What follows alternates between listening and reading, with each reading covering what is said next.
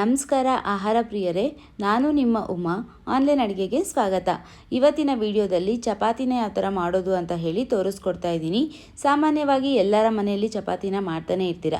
ಆದರೆ ನಾನು ತೋರಿಸ್ಕೊಡ್ತಾ ಇರೋಂಥ ಈ ಚಪಾತಿಯ ವಿಶೇಷ ಏನಂತಂದರೆ ತುಂಬ ಸಾಫ್ಟಾಗಿ ಇರುತ್ತೆ, ಹಾಗೆ ಎಷ್ಟೊತ್ತಿಟ್ರೂ ಗಟ್ಟಿಯಾಗೋದಿಲ್ಲ. ಡ್ರೈ ಆಗ್ತಾ ಇರುತ್ತೆ ನೋಡಿ, ಸ್ವಲ್ಪ ತಾದ್ಮೇಲೆ ಆ ಥರ ಆಗೋದಿಲ್ಲ. ಹಾಗೆ ನಾನು ಕಡಿಮೆ ಎಣ್ಣೆನ ಬಳಸ್ಕೊಂಡ್ಬಿಟ್ಟೆ ಚಪಾತಿನ ಮಾಡ್ತಾ ಇದ್ದೀನಿ.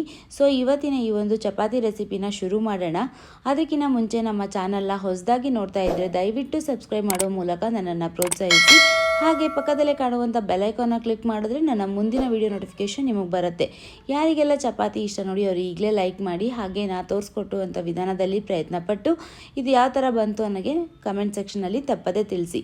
ಹಾಗಿದ್ರೆ ಬನ್ನಿ ಇವತ್ತಿನ ಈ ಚಪಾತಿ ರೆಸಿಪಿನ ಶುರು ಮಾಡೋಣ. ಮೊದಲಿಗೆ 3/4 kg ಗೋಧಿ ಹಿಟ್ಟನ್ನು ತೊಗೊಂಡಿದ್ದೀನಿ.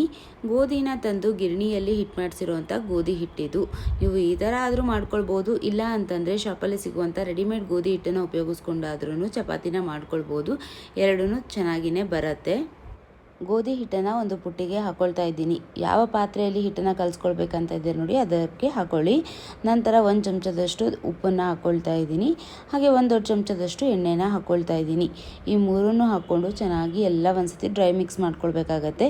ಎಲ್ಲ ಒಂದಕ್ಕೊಂದು ಕಲಿಬೇಕು, ಅಲ್ಲಿವರೆಗೂ ನಾವು ಮಿಕ್ಸ್ ಮಾಡ್ಕೊಳ್ಬೇಕಾಗತ್ತೆ. ನಂತರ ನೀರನ್ನು ಹಾಕಿ ಕಲಿಸ್ಕೊಳ್ಬೇಕು. ಫಸ್ಟೇ ನೀರನ್ನು ಹಾಕಿ ಕಲಿಸ್ಕೊಳ್ಳೋಕ್ಕೆ ಹೋಗಬೇಡಿ. ಫಸ್ಟ್ ಈ ಥರ ಎಲ್ಲ ಒಮ್ಮೆ ಡ್ರೈ ಮಿಕ್ಸ್ ಮಾಡ್ಕೊಂಡು ನಂತರನೇ ನೀರು ಹಾಕಿ ಕಲಿಸ್ಕೊಳ್ಬೇಕಾಗತ್ತೆ. ನೋಡಿ ಇವಾಗ ಎಲ್ಲನೂ ಕಲಿಸ್ಕೊಂಡಿದ್ದಾಯಿತು. ಕಲಿಸ್ಕೊಂಡಿದ್ದ ನಂತರ ಸ್ವಲ್ಪ ನೀರನ್ನೇ ಹಾಕಿ ಹಿಟ್ಟನ್ನು ಕಲಿಸ್ಕೊಳ್ತಾ ಹೋಗ್ತಾ ಇದ್ದೀನಿ. ನಾವಿಲ್ಲಿ ಸ್ವಲ್ಪ ಜಾಸ್ತಿ ಪ್ರಮಾಣದಲ್ಲಿ ತೋರಿಸ್ತಾ ಇದ್ದೀವಿ, ಹಾಗಾಗಿ ಒಮ್ಮೆಲೇ ಈ ಥರ ಮಾಡೋದು ಕಷ್ಟ ಆಗುತ್ತೆ. ನೀವು ಸ್ವಲ್ಪ ಹಿಟ್ಟನ್ನು ತೊಗೊಂಡು ಮಾಡ್ತಾಯಿದ್ರೆ ಮಾಡೋದು ಸುಲಭವಾಗಿ ಕಲಿಸ್ಕೊಳ್ಬೋದು. ನಾನಿಲ್ಲಿ ಸ್ವಲ್ಪ ನೀರನ್ನೇ ಹಾಕ್ಕೊಂಡು ಕಲಿಸ್ಕೊಳ್ತಾ ಇದ್ದೀನಿ. ಒಮ್ಮೆಲೇ ಜಾಸ್ತಿ ನೀರು ಹಾಕ್ಕೊಳ್ಬೇಡಿ. ಚಪಾತಿ ಹಿಟ್ಟು ಒಂದು ಹದದಲ್ಲಿ ಕಲಿಸ್ಕೊಳ್ಬೇಕಾಗತ್ತೆ. ತುಂಬ ನೀರಾದ್ರೂ ಚಪಾತಿ ಲಟ್ಸ್ಬೇಕಾದ್ರೆ ಕಷ್ಟ ಆಗುತ್ತೆ, ಹಾಗೆ ಗಟ್ಟಿ ಆದ್ರೂ ಲಟ್ಸೋದಕ್ಕೆ ಕಷ್ಟ ಆಗುತ್ತೆ. ಹಾಗಾಗಿ ಮಧ್ಯದ ಹಂತದಲ್ಲಿ ನಾವು ಚಪಾತಿ ಹಿಟ್ಟನ್ನು ಕಲಿಸ್ಕೊಳ್ಬೇಕಾಗತ್ತೆ. ಹಾಗಾಗಿ ನೋಡಿ ನೀರನ್ನು ಹಾಕ್ಕೊಂಡು ಕಲಿಸ್ಕೊಳ್ಳಿ. ಹಿಟ್ಟನ್ನೆಲ್ಲ ಕಲಿಸ್ಕೊಂಡ ನಂತರ ಮತ್ತೆ 1 ದೊಡ್ಡ ಚಮಚದಷ್ಟು ಎಣ್ಣೆನ ಹಾಕಿಬಿಟ್ಟು ಹಿಟ್ಟಿನ ಮೇಲ್ಗಡೆ ಎಲ್ಲನೂ ಚೆನ್ನಾಗಿ ಸವರ್ಕೊಂಡ್ಬಿಟ್ಟು ಹಿಟ್ಟನ್ನು ಇನ್ನೊಂದು ಸತಿ ಚೆನ್ನಾಗಿ ನಾದ್ಕೊಂಡ್ಬಿಟ್ಟು ನಾವು ನೆನೆಯೋದಕ್ಕೆ ಬಿಡಬೇಕಾಗತ್ತೆ. ನೋಡಿ ಚಪಾತಿ ಹಿಟ್ಟನ್ನು ನಾನು ಯಾವ ಥರ ಕಲಿಸ್ಕೊಂಡಿದ್ದೀನಿ ಅಂತ ಹೇಳಿ ಇಷ್ಟೇ ಹದದಲ್ಲಿ ನಾವು ಕಲಿಸ್ಕೊಳ್ಬೇಕಾಗತ್ತೆ. ತೀರಾ ಮೃದು ಅಲ್ಲ, ಹಾಗೆ ತೀರಾ ಗಟ್ಟಿ ಅಲ್ಲ, ಒಂದು ಮಧ್ಯದ ಹಂತದಲ್ಲಿ ಇರಬೇಕು. ನೋಡಿ ಇಲ್ಲಿ ನಾನು ಒತ್ಬಿಟ್ಟು ತೋರಿಸ್ತಾ ಇದ್ದೀನಿ. ಇಷ್ಟು ಮೃದುವಾಗಿ ನಾವು ಹಿಟ್ಟು ಕಲಿಸ್ಕೊಂಡಿದ್ರೆ ಚಪಾತಿ ಪರ್ಫೆಕ್ಟಾಗಿ ಬರುತ್ತೆ. ಈಗ ಎಲ್ಲನೂ ಕಲಿಸ್ಕೊಂಡಿದ್ದಾಯಿತು. ಈಗ ಮುಚ್ಚಿಬಿಟ್ಟು ಒಂದು ಅರ್ಧ ಗಂಟೆಗಳ ಕಾಲ ನೆನೆಯೋದಕ್ಕೆ ಬಿಡ್ತೀನಿ. ನಿಮಗೆ ಟೈಮ್ ಇತ್ತು ಅಂದರೆ ಅರ್ಧ ಗಂಟೆಗಳ ಕಾಲ ಬಿಡ್ಬೋದು, ಇಲ್ಲ ಅಂತಂದರೆ ಒಂದು 10 ನಿಮಿಷ ಹಿಟ್ಟನ್ನು ನೆನೆಸ್ಕೊಂಡ್ರು ಕೂಡ ಸಾಕಾಗುತ್ತೆ. ಈಗ ಅರ್ಧ ಗಂಟೆಗಳ ಕಾಲ ಆಗಿದೆ. ಹಿಟ್ಟು ಕೂಡ ಚೆನ್ನಾಗಿ ನೆಂದಿರೋಂಥ ಹಿಟ್ಟನ್ನು ಚೆನ್ನಾಗಿ ನಾದ್ಕೊಳ್ಬೇಕಾಗತ್ತೆ. ಈ ಹಂತದಲ್ಲಿ ನಾವು ಹಿಟ್ಟನ್ನು ಎಷ್ಟು ಚೆನ್ನಾಗಿ ನಾದ್ಕೊಳ್ತೀವೋ ಅಷ್ಟೇ ಚೆನ್ನಾಗಿ ನಮ್ಮ ಚಪಾತಿ ಕೂಡ ರೆಡಿ ಆಗುತ್ತೆ. ಹಾಗಾಗಿ ಹಿಟ್ಟನ್ನು ಚೆನ್ನಾಗಿ ಮೇಲೆ ಕೆಳಗಡೆ ಎಲ್ಲ ಮಾಡ್ತಾ ಚೆನ್ನಾಗಿ ನಾದ್ಕೊಳ್ಬೇಕಾಗತ್ತೆ. ಇಲ್ಲಿ ನಾನು ಯಾವ ಥರ ತೋರಿಸ್ತಾ ಇದ್ದೀನಿ ನೋಡಿ ಅದೇ ಥರನೇ ನೀವು ಮಾಡ್ಕೊಳ್ಬೇಕಾಗತ್ತೆ. ಹಿಟ್ಟನ್ನು ಗ್ಯಾಸ್ ಕಟ್ಟೆ ಮೇಲೆ ಹಾಕ್ಕೊಂಡು ನೀಟಾಗಿ ಇನ್ನೊಂದು ಸತಿ ನಾದ್ಕೊಳ್ತಾ ಇದ್ದೀನಿ. ನಾನು ಜಾಸ್ತಿ ಪ್ರಮಾಣದಲ್ಲಿ ಮಾಡ್ತಾ ಇರೋದ್ರಿಂದ ಈ ಥರ ಕಟ್ಟೆ ಮೇಲೆ ಹಾಕ್ಕೊಂಡು ಮಾಡ್ಕೊಳ್ಳೋದಕ್ಕೇ ಸರಿ ಆಗುತ್ತೆ. ಹಾಗಾಗಿ ಈಗ ಮೇಲ್ಗಡೆ ಸ್ವಲ್ಪ ಎಣ್ಣೆನೇ ಸವರ್ಬಿಟ್ಟು ಇನ್ನೊಂದು ಟೈಮ್ ಚೆನ್ನಾಗಿ ನಾದ್ಕೊಳ್ತಾ ಇದ್ದೀನಿ. ನಾನಿಲ್ಲಿ ಚಪಾತಿ ಕೂಡ ಡೈರೆಕ್ಟಾಗಿ ಗ್ಯಾಸ್ ಕಟ್ಟೆ ಮೇಲೇ ಲಟ್ಟಿಸ್ಕೊಳ್ತೀನಿ, ಹಾಗಾಗಿ ಇಲ್ಲಿ ಮಾಡ್ಕೊಳ್ತಾ ಇದ್ದೀನಿ. ಇಲ್ಲ ಅಂತಂದರೆ ನೀವು ಚಪಾತಿ ಹೊಸೆಯುವಂಥ ಮೇಲೆ ಕೂಡ ಮಾಡ್ಕೊಳ್ಬೋದು. ಈಗ ನೋಡಿ ಯಾವ ಥರ ಕಲಿಸ್ಕೊಳ್ತಾ ಇದ್ದೀನಿ ನೋಡಿ ಅದೇ ಥರನೇ ಕಲಿಸ್ಕೊಳ್ಬೇಕಾಗತ್ತೆ. ಈ ಥರ ಚೆನ್ನಾಗಿ ಕಲಿಸ್ಕೊಂಡು ಈ ಥರ ಉದ್ದುದ್ದ ಮಾಡ್ಕೊಂಡ್ಬಿಟ್ಟು 2 ಭಾಗ ಆಗಿ ಮಾಡ್ಕೊಳ್ತೀನಿ. ಜಾಸ್ತಿ ಪ್ರಮಾಣದಲ್ಲಿ ಮಾಡ್ತಾ ಇದ್ದೀನಿ, ಹಾಗಾಗಿ ಈ ಥರ ಮಾಡ್ಕೊಳ್ತಾ ಇದ್ದೀನಿ. ಬಂಡೆಗೆ ಸ್ವಲ್ಪ ಎಣ್ಣೆನ ಹಚ್ಕೊಂಡ್ಬಿಟ್ಟು ಈ ಥರ ಉದ್ದವಾಗಿ ಮಾಡ್ಕೊಳ್ಬೇಕು. ನಂತರ ಒಂದು ದೊಡ್ಡ ನಿಂಬೆಹಣ್ಣು ಗಾತ್ರದಷ್ಟು ಉರುಳಿಗಳನ್ನು ಮಾಡಿ ಹಾಕ್ಕೊಳ್ತಾ ಇದ್ದೀನಿ. ಎಲ್ಲ ಒಮ್ಮೆಲೇ ಮಾಡಿ ಇಟ್ಕೊಂಡ್ಬಿಟ್ರೆ ಈಸಿಯಾಗಿ ಮಾಡ್ಕೊಳ್ಬೋದು ಚಪಾತಿನ. ಸೊ ಎಲ್ಲನೂ ಒಟ್ಟಿಗೆ ಮಾಡಿ ಇಟ್ಕೊಳ್ತಾ ಇದ್ದೀನಿ. ಈ ಥರ ಫಸ್ಟ್ ಎಲ್ಲ ಮಾಡಿ ಇಟ್ಕೊಂಡ್ಮೇಲೆ ನೀಟಾಗಿ ಬಾಲ್ ಥರ ಮಾಡಿಕೊಂಡು ಸ್ವಲ್ಪ ಒತ್ಬಿಟ್ಟು ಇಟ್ಕೊಳ್ಬೇಕು. ಇಲ್ಲೆಲ್ಲ ಯಾವ ಥರ ಇಟ್ಕೊಂಡಿದ್ದೀನಿ ನೋಡಿ ಆ ಥರ ಇಟ್ಕೊಂಡ್ಬಿಟ್ರೆ ಬೇಗ ಮಾಡ್ಕೊಳ್ಬೋದು ಚಪಾತಿನ. ಹಾಗಾಗಿ ಈಗ ಒಂದು ಉಂಡೆನ ತೊಗೊಂಡ್ಬಿಟ್ಟು ಸ್ವಲ್ಪ ಲಟ್ಟಿಸ್ಕೊಳ್ತೀನಿ. ಫಸ್ಟು ನೋಡಿ ಒಂದು ಚಿಕ್ಕ ಪೂರಿ ಸೈಜಷ್ಟು ಲಟ್ಟಿಸ್ಕೊಳ್ತೀನಿ. ಲಟ್ಟಿಸ್ಕೊಂಡ್ಬಿಟ್ಟು ಇದ್ರ ಮೇಲೆ ಸ್ವಲ್ಪ ಎಣ್ಣೆನ ಹಚ್ಕೊಳ್ತೀನಿ. ಎಣ್ಣೆನ ಹಚ್ಕೊಂಡ್ಬಿಟ್ಟು ಒಂದು ಸ್ವಲ್ಪ ಹಿಟ್ಟನ್ನು ಹಾಕ್ಕೊಂಡು ಮಡಿಸ್ಕೊಳ್ತೀನಿ. ಈ ಥರ ಮಡಿಸ್ಕೊಂಡು ಮಾಡ್ಕೊಳ್ಳೋದ್ರಿಂದ ಚಪಾತಿ ಲೇಯರ್ ಆಗಿ ಬರುತ್ತೆ. ನೀವು ಇಷ್ಟಾದರೂ ಮಾಡ್ಕೊಳ್ಬೋದು, ಇಲ್ಲ ಇನ್ನೊಂದು ಸುತ್ಕೊಂಡ್ಬಿಟ್ಟು ತ್ರಿಕೋನ ಆಕಾರದಲ್ಲಿ ಆದರೂ ಮಾಡ್ಕೊಂಡ್ಬಿಟ್ಟು ಚಪಾತಿನ ಮಾಡ್ಕೊಳ್ಬೋದು. ಚೆನ್ನಾಗಿ ಲೇಯರ್ ಆಗಿ ಬರುತ್ತೆ ಚಪಾತಿ. ಎಲ್ಲದನ್ನು ಫಸ್ಟ್ ನಾನು ಈ ಥರ ಮಾಡಿ ಇಟ್ಕೊಂಡ್ಬಿಡ್ತೀನಿ.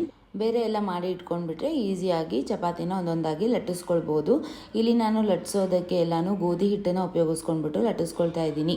ನೀವು ಗೋಧಿ ಹಿಟ್ಟನ್ನಾದರೂ ಉಪಯೋಗಿಸ್ಕೊಳ್ಬೋದು, ಇಲ್ಲಾಂದರೆ ಅಕ್ಕಿ ಹಿಟ್ಟನ್ನು ಯೂಸ್ ಮಾಡ್ಕೊಂಡ್ಬಿಟ್ಟು ಚಪಾತಿನ ಲಟ್ಟಿಸ್ಕೊಳ್ಬೋದು. ನೋಡಿ ಇಲ್ಲಿ ಲಟ್ಟಿಸ್ಕೊಳ್ತಾ ಹೋಗ್ತಾ ಇದ್ದೀನಿ.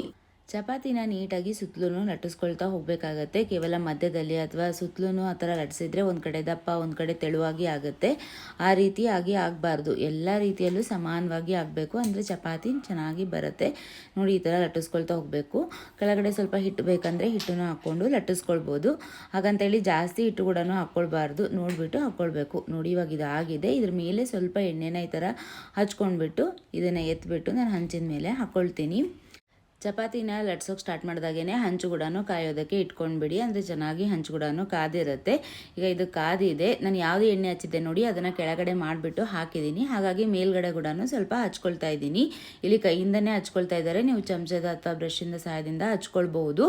ಈಗ ನೋಡಿ ಚಪಾತಿ ಎಷ್ಟು ಚೆನ್ನಾಗಿ ಉಬ್ಬಿ ಬಂದಿದೆ. ಇದನ್ನು ತಿರುಗಿಸಿ ಹಾಕೊಂಡ್ಬಿಟ್ಟು ಬೇಯಿಸ್ಕೊಳ್ಬೇಕಾಗತ್ತೆ.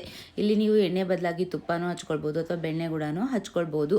ನೋಡಿ ಚಪಾತಿ ಎಷ್ಟು ಚೆನ್ನಾಗಿ ಉಬ್ಬಿ ಬಂದಿದೆ, ಹಾಗೆ ಲೇಯರ್ ಕೂಡ ಬಂದಿರುತ್ತೆ. ನೋಡಿ ಎಷ್ಟು ಚೆನ್ನಾಗಿ ಆಗಿದೆ. ಇವಾಗ ಇದಾಗಿದೆ. ಇದನ್ನು ತೆಗೆದ್ಬಿಟ್ಟು ಒಂದು ಪ್ಲೇಟ್ಗೆ ಹಾಕೊಂಡ್ಬಿಟ್ಟು ಇನ್ನೊಂದು ಯಾವ ಥರ ಲಟ್ಟಿಸ್ಕೊಳ್ತೀನಿ ಅನ್ನೋದನ್ನು ತೋರಿಸ್ತಾ ಇದ್ದೀನಿ.